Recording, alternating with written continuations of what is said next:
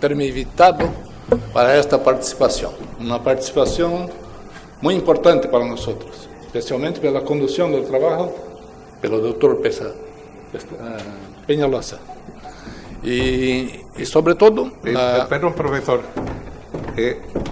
Yo quisiera que me acompañe su amigo que está haciendo investigación con usted allá Marco Cosio. En Brasil. Sí, Marco para Cosio. algunas palabras que ustedes no puedan entender al portañol. Sí, pero que... Para que él nos haya... Pero que estaré molestando lo español un poquito, que después van a hablar en portugués.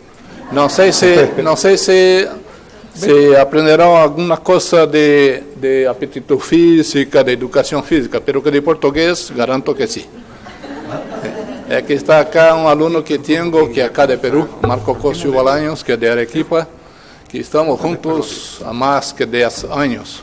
Marco eu fui seu guia de teses de magíster e doutorado, e agora está fazendo seu pós-doutorado conosco em Brasil. Então, esta é uma parte, um pouco que vamos contar umas histórias acá.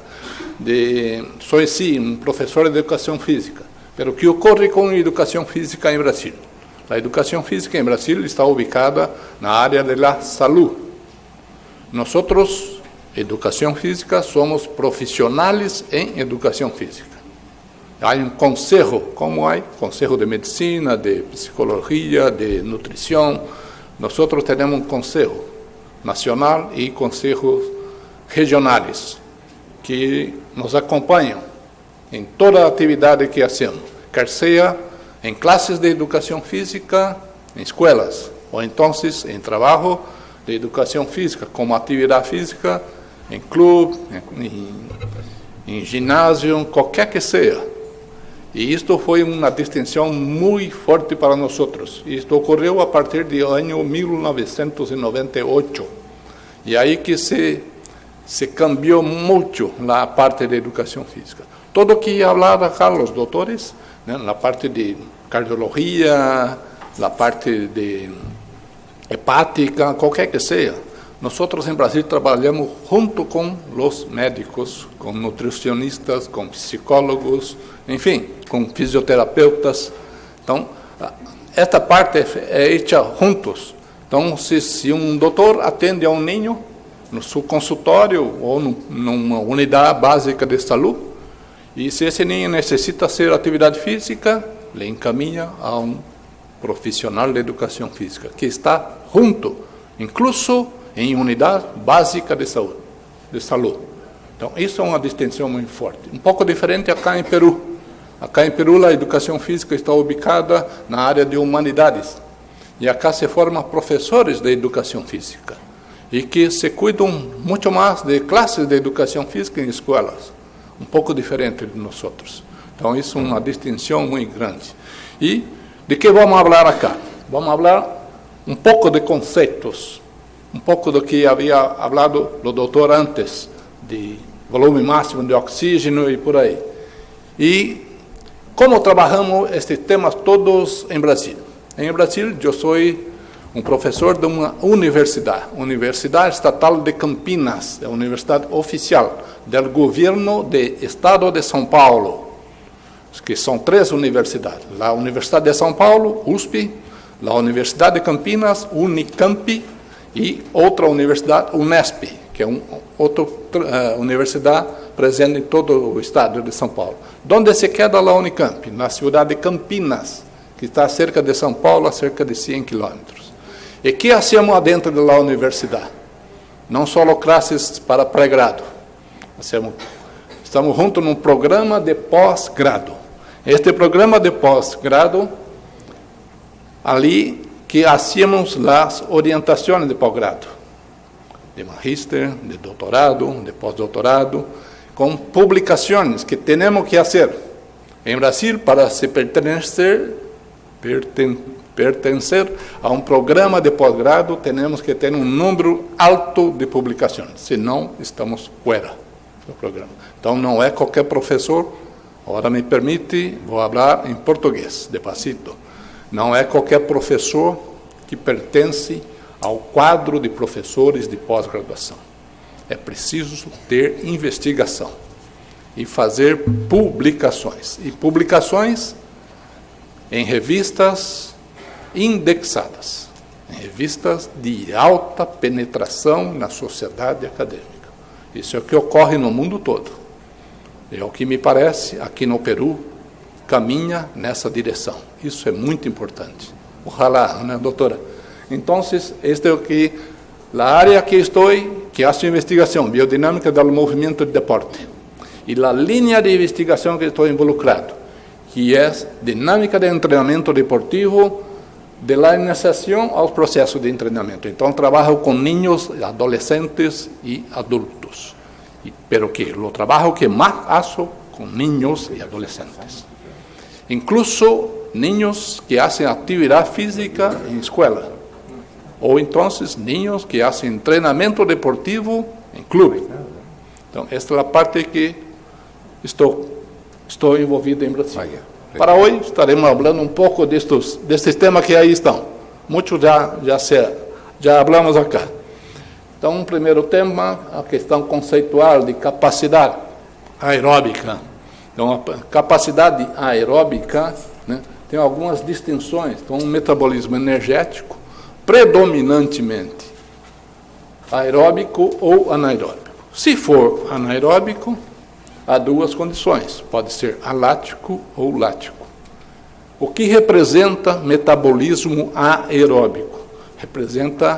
É representado pelo VO2, volume máximo de oxigênio. E o volume máximo de oxigênio, em atividade física, um pouco diferente que o doutor apresentou, nós chamamos de potência aeróbia. E é acerca disso que se melhora com atividade física. Qual atividade física? Atividade física de duração. Então, esse volume de oxigênio, ele pode ser observado em valor absoluto ou em valor relativado, por minuto, por quilo de peso. Por que essa importância de relativar? Por minuto e por quilo. Porque tratamos de crianças e adolescentes que estão em processo de crescimento e maturação. É por isso sempre importante relacionar com o peso corporal, com a massa corporal, o volume máximo de oxigênio. A distinção para o volume máximo de oxigênio para crianças é que ele faz um VO2 pico, porque crianças e adolescentes não mantêm uma atividade máxima num esforço contínuo, numa esteira rolante. Ele faz um pico e logo determina. Por que não mantém uma atividade máxima? Porque não tem capacidade anaeróbia ou anaeróbica em espanhol. Anaeróbia é português. Então não sustenta esforços. Isso é próprio de crianças e adolescentes. Então sempre que fazemos um teste, sabemos que esta criança atinge o máximo e logo interrompe o esforço. Diferente de um adulto, que atinge o máximo e ainda suporta um esforço, porque tem função metabólica, glicolítica, que dá sustentação para esse esforço. Então, outra questão importante em crianças, o VO2 aumenta com o avanço da idade. Mas não é a idade em si, é a estrutura. Por quê? A criança aumenta de altura, la taille, aumenta de peso. Os órgãos também aumentam de tamanho. E a resposta do VO2 é melhorada. Então, sempre tem que se relativar. Porque se olharmos para valores absolutos, a gente verifica que há um período de um grande aumento, tanto em meninas quanto em meninas. Porém, se relativarmos pelo peso, as condições são estabilizadas. Com a condição piorada, pior para meninas que têm um decréscimo. Por quê? Mulher tem decréscimo no VO2 máximo. Porque depois da ocorrência da menarquia, há um aumento substancial de quantidade de gordura, próprio do gênero feminino. E o que ocorre com o volume máximo de oxigênio? Decréscimo. Sem atividade física. Se tiver atividade física, há um acréscimo. Então, essa é a razão básica de estarmos sempre relacionando ao peso corporal. E o que ocorre com a questão que vamos falar muito aqui? O doutor, que falou sobre os riñones, falou uma expressão, maturação. Nós em Brasil trabalhamos muito forte com a questão maturacional, especialmente os que se juntam com nós, no grupo de trabalho que temos. Então, a questão é maturacional. Então, crianças que estão em período anterior ao processo maturacional têm um aumento mais acentuado do volume máximo de oxigênio. Por quê? Porque tem uma atividade aeróbia mais facilitada, porque tem enzimas oxidativas em maior volume. Então, por isso que sempre dizemos que a criança é aeróbia. É porque tem uma atividade enzimática que favorece essa situação. E esse favorecimento é próprio da evolução. Então, em período pré-pubertário, um aumento bastante acentuado do volume máximo de oxigênio, junto com a estrutura corporal. Um pouco diferente de períodos posteriores.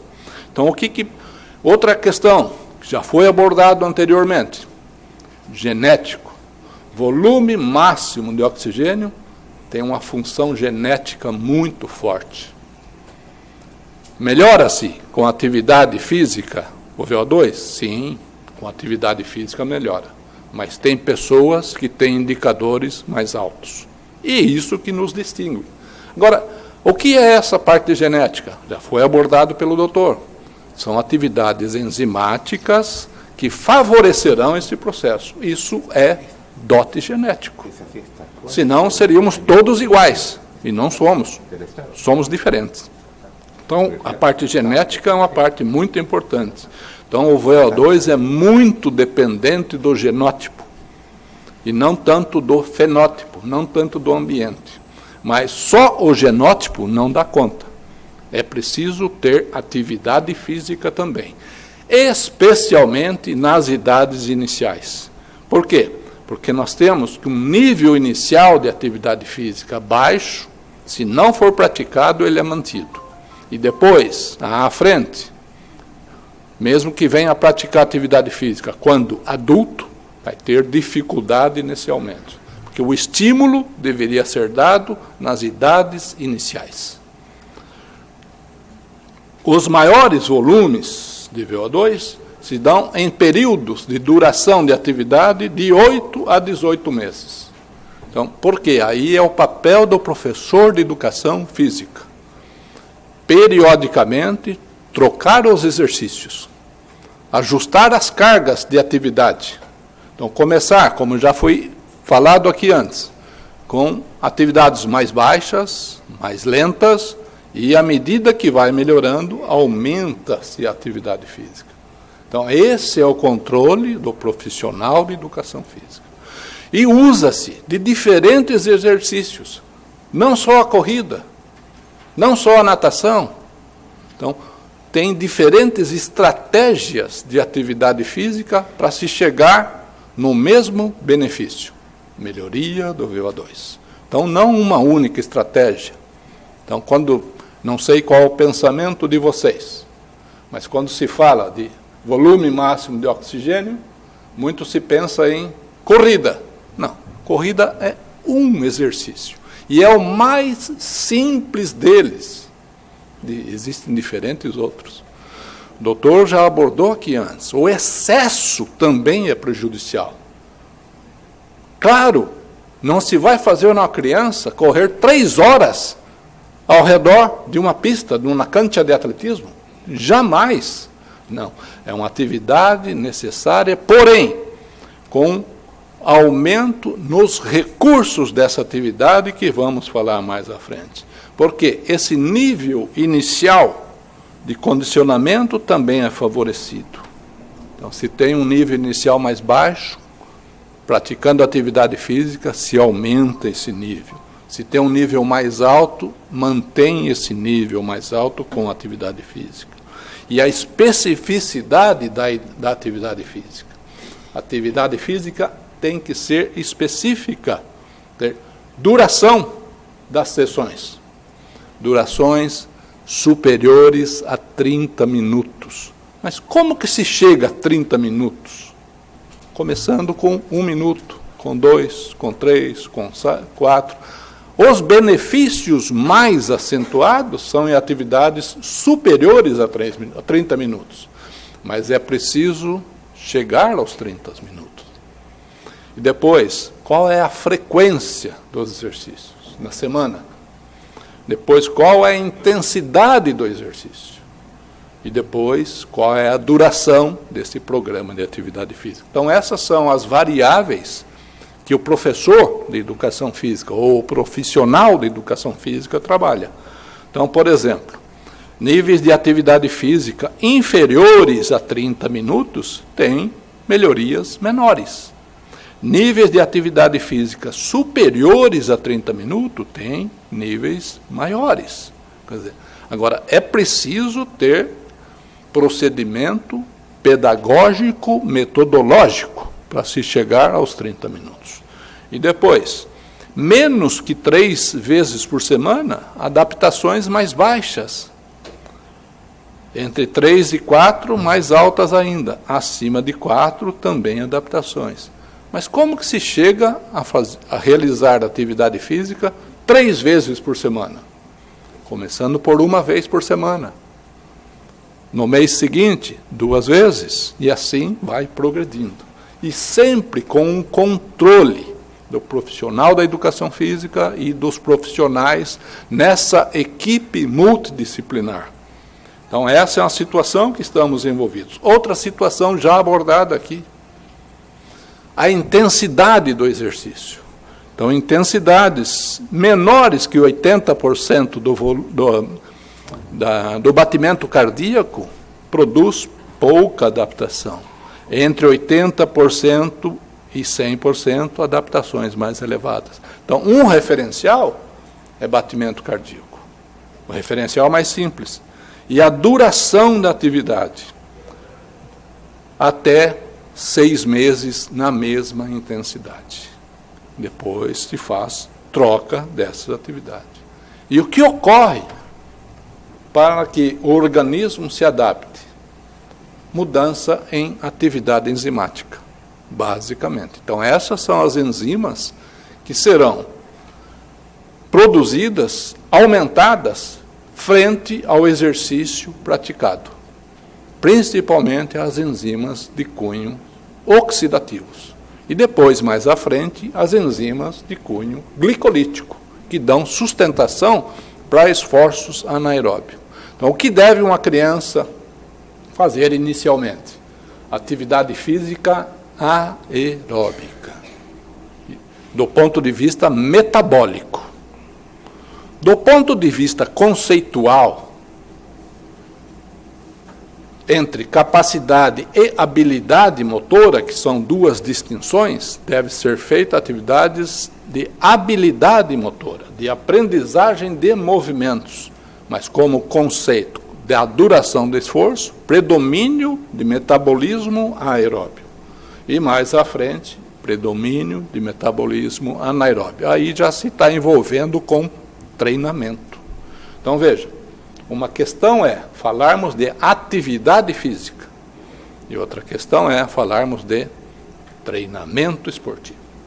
Então, aquelas crianças, meninos ou meninas, que se mostram melhor dotado, com melhores condições e que queiram treinar, são encaminhados para o treinamento. E aí é o assunto de uma palestra minha amanhã. Estaremos falando como que se acompanha essas crianças em treinamento. Então, essa é uma situação básica, que será priorizado nas idades iniciais o desenvolvimento motor. Então, desenvolvimento motor com base na evolução cronológica e com base no desenvolvimento das habilidades motoras básicas. Andar, correr, saltar, trepar, tracionar, arremessar, lançar. Essas são as habilidades básicas. E é aí que o professor de educação física tem que construir os exercícios. E esses exercícios têm que ter uma duração de 20, de 30 minutos. Mas veja que a base dos exercícios é habilidade. E não capacidade de sustentar um esforço prolongado, por exemplo, só a corrida, só a natação. Não. O interessante é esse conjunto enorme de atividades. Isso dá uma condição de habilidade motora desde as idades iniciais, passando para idades mais à frente, chegando à adolescência. Chegando aí, 2 caminhos.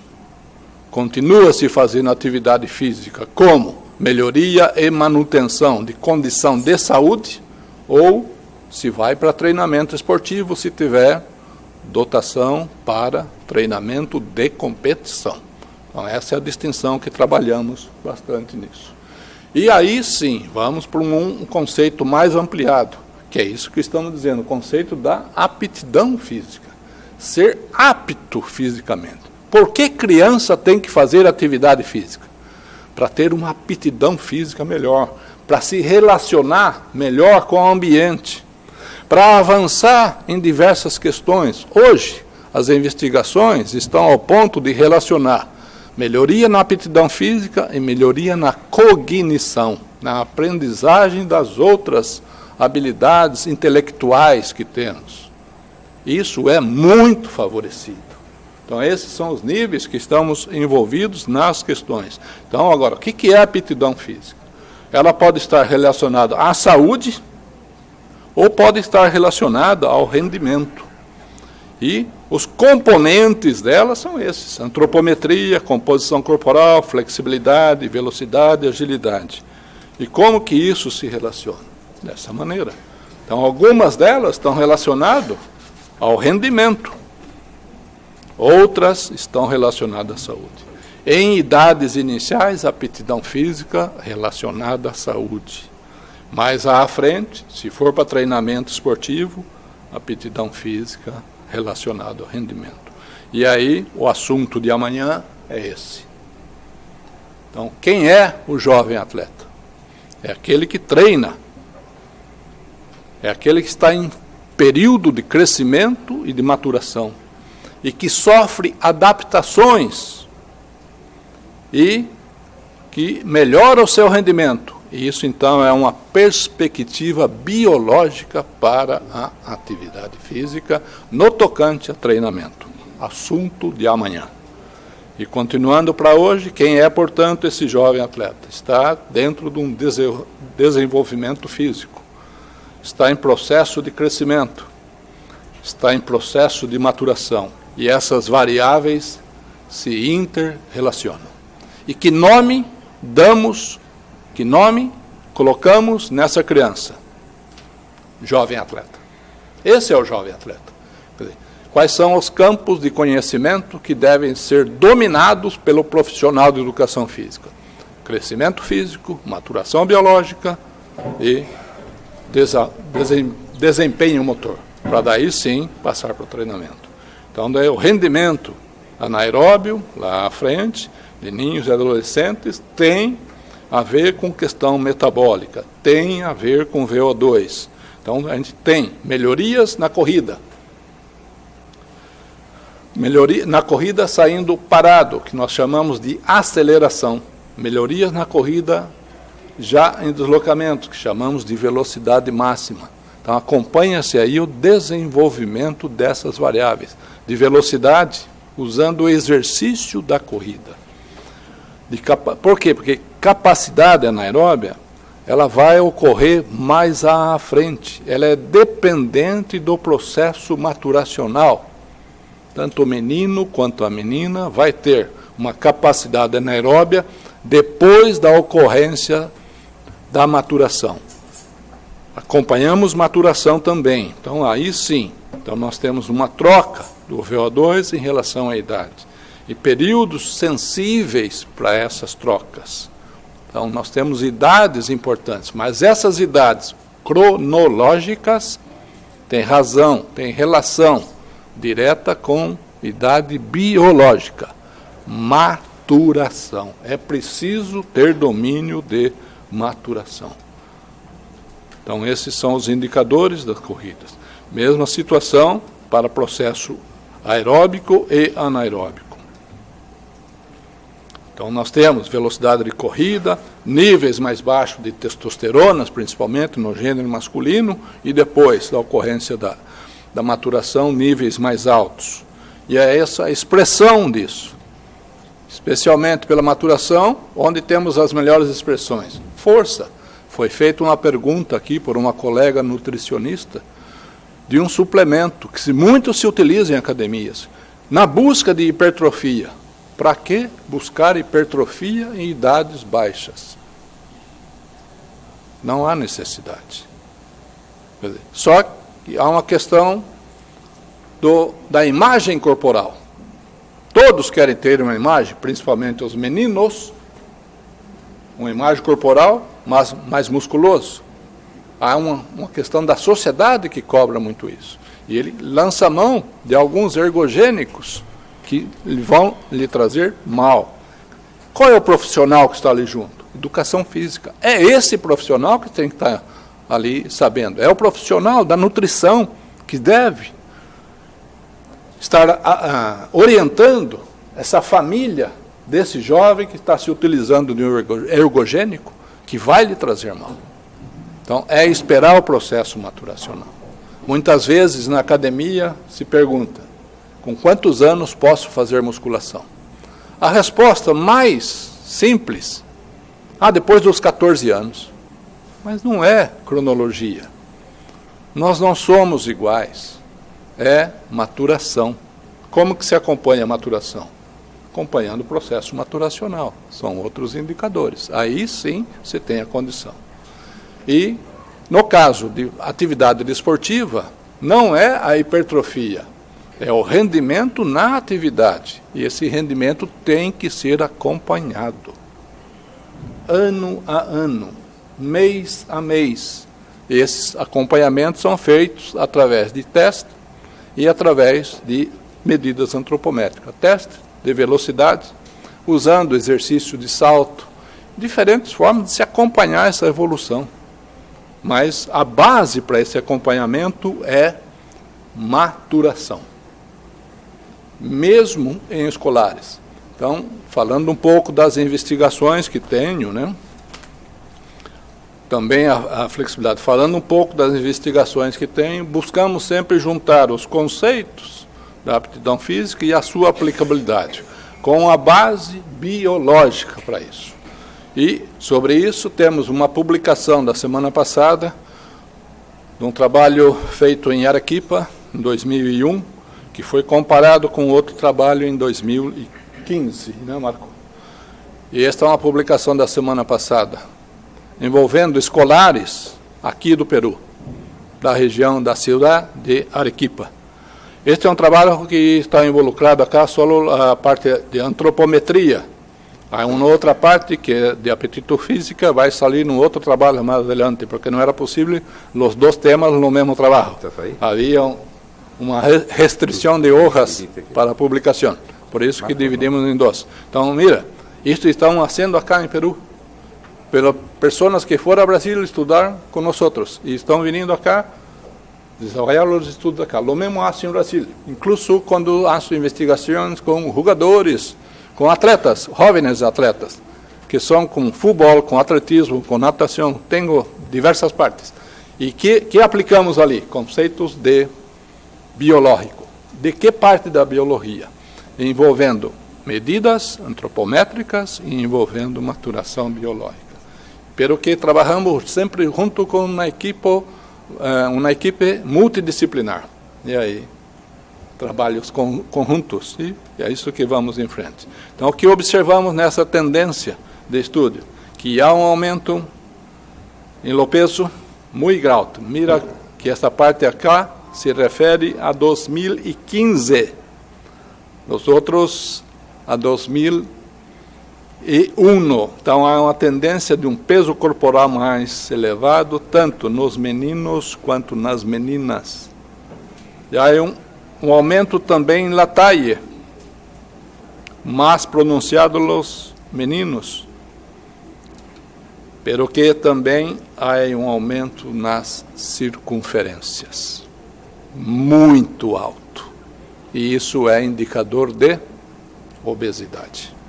Então, uma prevalência de obesidade muito alta, numa comparação, num tramo de 14 anos. Então, veja o que se aumentou, muito. Só no Peru? Não. No Brasil, ocorre a mesma coisa. Tenho investigações feitas em diferentes regiões do Brasil, numa metodologia muito semelhante a essa aqui de Arequipa. E os nossos indicadores são altos, muito altos. Ou seja, há um caminho muito forte para uma prevalência de sobrepeso e obesidade na população infantil. Nos dois gêneros, nas diferentes idades. E aí, intervenção, onde já estamos.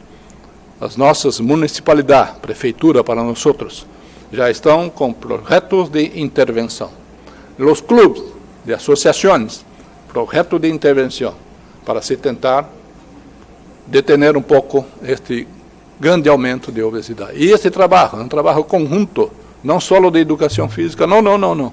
Há nutricionistas, há psicólogos, há fisioterapeutas, há médicos em diferentes especialidades se involucrando com o projeto, porque isto é um problema de saúde pública para nós outros. E lo mesmo estamos acá, estamos fazendo os diagnósticos, pero que um pouco mais adelante, intervenção. Não há como não se involucrar com isso. Gracias.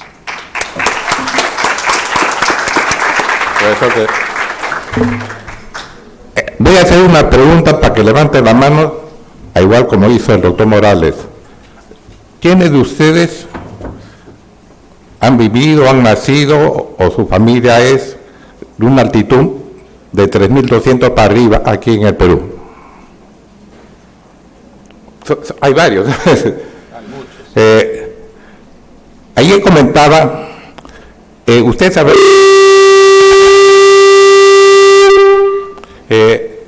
habrán visto la exposición del profesor decano de la estatal de la Universidad de Campinas, que le está haciendo investigación en adolescentes en Arequipa. Y yo le estaba animando para que hiciera también por encima de 3.200 metros, coincidiendo de que hace 45 años mi tesis doctoral de medicina en San Marcos fue cómo era el desarrollo y crecimiento del adolescente andino. Y ahí puse unas normas que eran muy diferentes, sobre todo en las mujeres, que encontré de que la menarquia era un promedio entre 14 años, pero muchas de ellas, como parte han visto que la adolescencia puede llegar hasta los 17 años, era muy diferente al de la costa. Y es por eso de que es muy importante, al menos como el estudio que le está haciendo, el esfuerzo que tienen que hacer o el entrenamiento que les hacen. Dicen acá, 13 años quieren hacer eso, pero no comprenden que luego de la altura ellos desarrollan mucho más. Eso sería mi pregunta, y usted también vaya haciendo su pregunta. Sí, vamos la pregunta del doctor no es una pregunta, es una charla. Sí, y trabajamos sí, muy fuerte también con los géneros femeninos, con la menarquia. Y lo observamos estas distinciones también, pero que no hay tanto tiempo para hablarlo todo, que es una preocupación muy alta entre nosotros, que o que ocurre con la menarquia en el mundo como un todo, y está cada vez más temprano, pero que es diferente. Es diferente la chica que vive al nivel del mar, es diferente la chica que vive más alto o más alto que sea. Y ahora estamos junto con Marco Cosio, con su esposa Rosana Gómez, que estará junto con nosotros acá también, haciendo esta distinción acá en Perú. ¿De qué? De que no solo la menarquia, que es diferente, la talla es diferente, los pesos es diferente. Y para se hacer los puntos de corte, para se ajustar para la sobrepeso, obesidade, o que utilizamos? Os indicadores do índice de massa corporal, IMC. E quem aponta o corte? A Organização Mundial de Saúde. E que banco de dados se utiliza a Organização Mundial de Saúde? No banco de dados de CDC. Quem são essas pessoas que foram medidas para ser o banco de dados de CDC? Foram pessoas que não vivem em altitude. Então, esse índice de massa corporal, que é elevado à potência 2, né, não serve para quem vive em altitude. Marco está finalizando um artigo que estamos propondo que seja elevado ao cubo, a 3, a potência 3, e não a potência 2. Porque a potência 2 há um prognóstico sobreestima a obesidade. Então, não. E agora, quantas pessoas que vivem em locais de grande altitude? 6% das pessoas do mundo. E essas pessoas têm que ser acompanhadas. Especialmente acá em Peru, norte de Chile, Bolívia, ou seja, no altiplano. Então, essas pessoas têm que ser acompanhadas. Então, isso que também estamos juntos acá envolvidos. E a pergunta que isso o doutor, o que ocorre com a TAI? A TAI do que vive em altitude um pouco mais baixa. Por quê? Por questão de hipóxia. Não como em outro período, quando o doutor hizo sua tese, que lhe diziam, não, porque se alimentam mal. Não, foi visto a alimentação no período. Sim, foi visto a alimentação. Não é o problema, não é a alimentação. Ocorreu o mesmo em Brasil. A região de norte e nordeste do Brasil é uma região muito pobre. E as pessoas lá são um pouco mais baixas também. E nós outros, no período, isso foi anos 80, 70, mais ou menos, dizíamos que é porque tinham hambre. Não, a alimentação era regular, porque estavam adaptadas à questão de viver ao norte, que é uma região muito caliente e muito seca numa parte e muito úmida na Amazônia. Então, uma distinção. Então, mira, a importância de estarmos juntos numa equipe multidisciplinar. Porque quem que faz investigação sobre aporte nutricional? Nutricionista, não professor de educação física.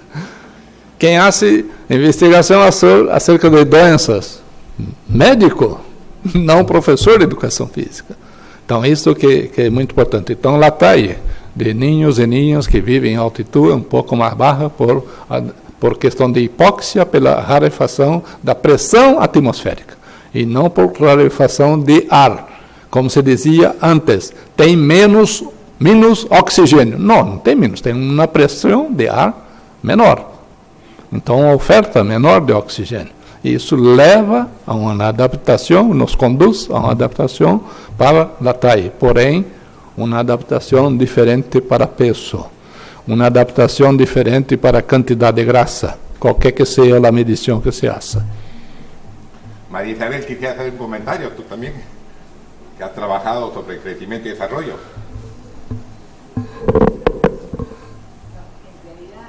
Ahí. Ustedes saben que el interés nuestro siempre ha sido el crecimiento y desarrollo partiendo del control, de lo más frecuente posible, y ofreciendo una atención integral. O sea, a mí me alegra mucho que el profesor Arruda esté aquí con nosotros que mencione el rol que tiene el especialista en educación física.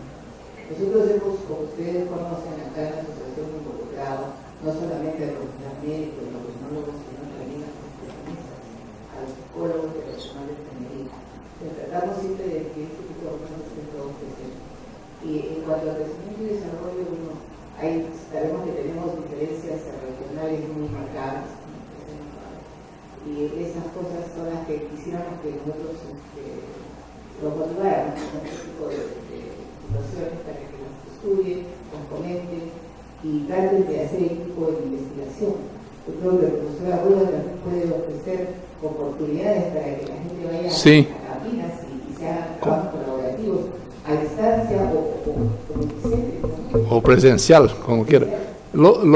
Me permite, doutora? Lo mismo que hicimos con Marco. ¿Cómo que Marco fue a Brasil? Se pegó, llegó a Brasil y no me encontró. Estaba buscando una otra profesora. Y después, los destinos nos hizo encontrar. Y nos encontramos. Y acabó haciendo su magíster y su doutorado.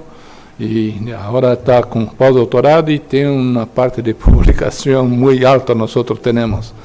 Y muy fuerte en todos los vehículos de divulgación de parte científica. Y después, más adelante, que tampoco era su esposa en la época, era una otra chica de Arequipa, que gustaba de entrenamiento y que había hecho su pregrado en Cuba y había volvido acá a Perú, en especial a Arequipa. Y nosotros estábamos haciendo una capacitación, né, se me recuerdo, de entrenamiento en fútbol, lá no clube Melgar, distinción de Melgar, né, más fuerte que Cristal, más fuerte que lo todo de acá, ¿no?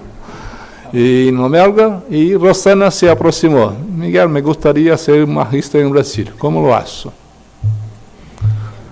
Mira que hay procedimientos, es difícil, no es imposible, hay que tener una voluntad muy alta. Y ahí Rosana se fue, pero que Rosana no hizo su magíster con nosotros, hizo su magíster la Unesp, que es una otra universidad do Estado como departamento de São Paulo, que en Brasil es distinto.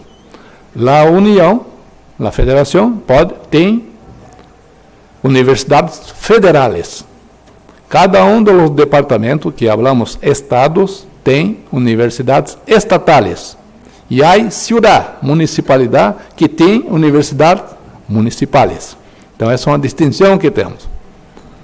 Pero que, para se sacar a expressão universidade, em Brasil, por lei, é obrigado que tenha, no mínimo, um programa de doutorado e 3 programas de magíster. Senão, não saca o título de universidade. E para se manter um programa de doutorado, há que ter publicações, senão há um outro sistema que lhe põe fora, porque há avaliações para isso. O mesmo ocorre. Então, mira, é um processo. Sim, professor. Então, é um processo que... E é o que ocorreu. Rosana hizo su magíster com uma outra professora, numa outra cidade, que chama-se Rio Claro. E depois que veio a Unicamp, que hizo su doutorado com nós outros. E aí se juntaram os dois, e agora incluso já tem uma chica, uma niña que nasceu em Brasil, que não sei se tem cidadania solo de Brasil ou tem de Peru também, não sei. Aí está de Chile, porque agora estão trabalhando em Chile, na Universidade Católica del Maule, na cidade de Talca, que fica mais ao sul de Santiago. Por favor, doutor. Muchas gracias, don Miguel, por estar en Perú. Muchas gracias por su exposición. Mi pregunta está dirigida a lo siguiente. Como parte de la intervención haciendo eso, es muy importante conocer que el requerimiento calórico es diferente en cada persona según la tasa metabólica. Sí. Hay metabolismos rápidos, metabolismos lentos. Entonces, nosotros tenemos la opción ahora en el instituto de poder hacer calorimetría. Yo quería saber si ustedes, como parte de su investigación, han enfocado ese tema y cuáles son los resultados. Alometría. Calorimetría indirecta. Calorimetría, no teníamos hecho, no. Esto se queda más por conta del nutricionista. Este fue un trabajo que tenemos junto a la Municipalidad de Campinas, donde hicimos una acción descriptiva de cómo estaba la prevalencia de sobrepeso y obesidad. Eso fue el año 2009. E depois, 2009, 2010, 2011, pensamos um trabalho de intervenção. E o que hicimos, doutor? Hicimos medições em escolares. E aí, onde está a escola? Qual a unidade de saúde básica que está? Então, esta criança que estava ali, ubicada como sobrepeso, então, como obeso, principalmente, era indicada para ir à unidade de saúde. E o médico le atendia e aí a prescrição. E junto do médico, a nutricionista, a intervenção. E junto disso, a atividade física. Então, foi desta maneira que nós fomos fazer a intervenção. Então, através da escola, pero que uma relação com a Secretaria de Saúde. e a Secretaria de Alimentação, onde estão as nutricionistas. E na saúde também nos juntamos com psicólogo, porque esta criança há que ser atendida. Então, não assim um trabalho direto de medição de calorimetria, não. Assim só uma prescrição. Quem fazia esse trabalho é um nutricionista. E aí, um outro campo de trabalho com outras situações. Isso ocorreu na cidade de Campinas nos anos 2011, 2012, 2013. E aí se cambiou o alcaide.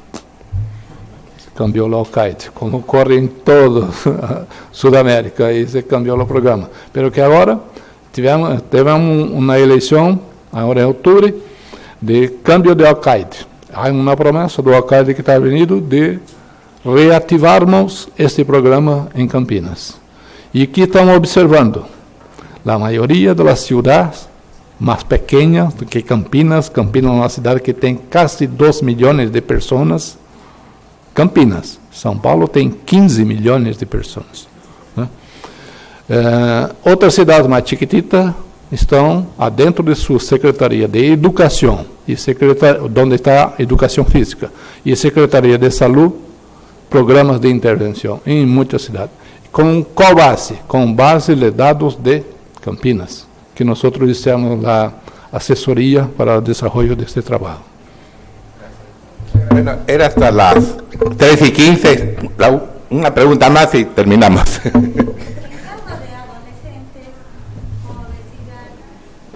Vamos acá en pie. No te escucho. Está muy interesante, yo creo. ¿No? Doctor, en caso que tengamos niños o adolescentes o con obesidad, ¿qué tipo de actividad nos recomienda para comenzar el tratamiento? ¿Es una actividad tipo aeróbica y no anaeróbica? ¿Y por cuánto tiempo? Sí. ¿Cuál es la secuencia? Vamos lá, vamos a fatos que hicimos, não a imaginação.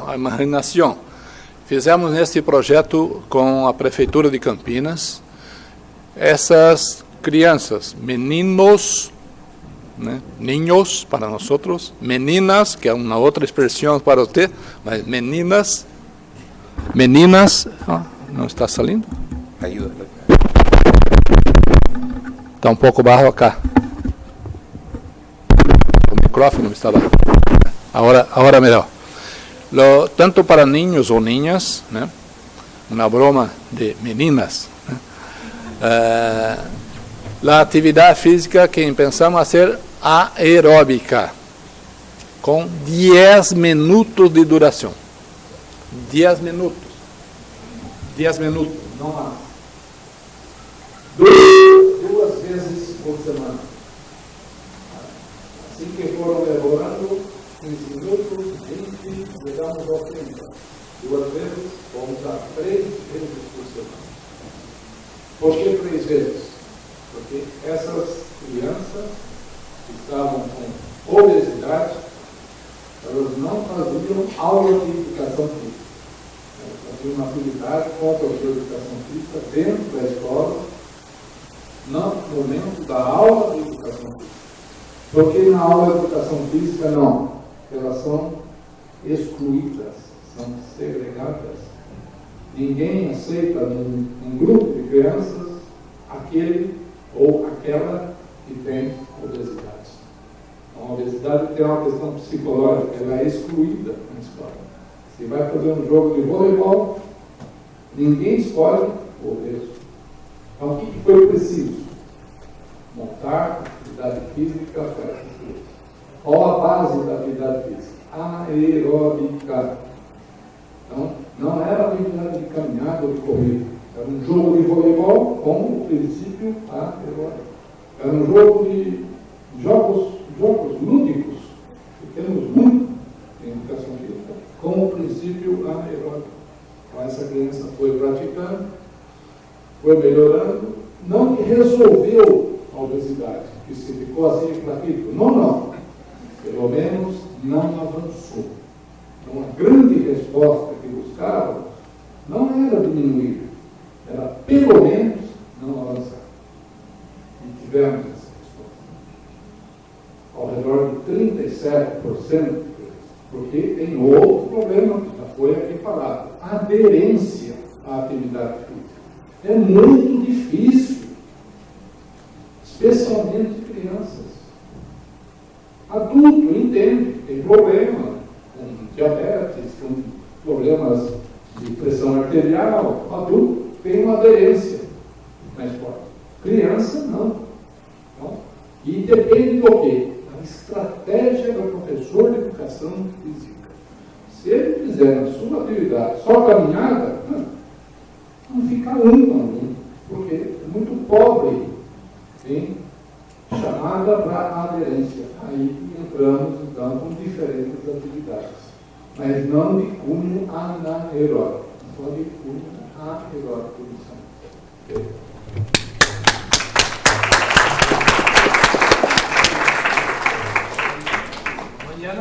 Mañana estaremos hablando de maturación. Pero antes va a recibir su premio, señor decano.